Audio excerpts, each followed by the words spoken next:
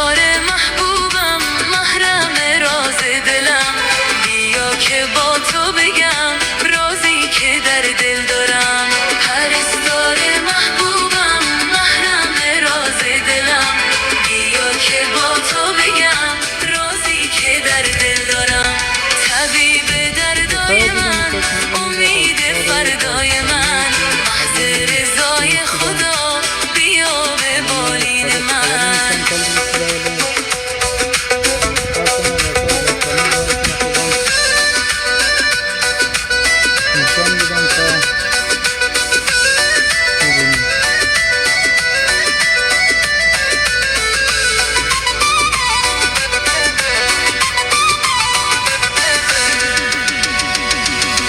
منم اسیر توام، اسیر عشق توام، خدا میدونه که من همیشه فکر توام.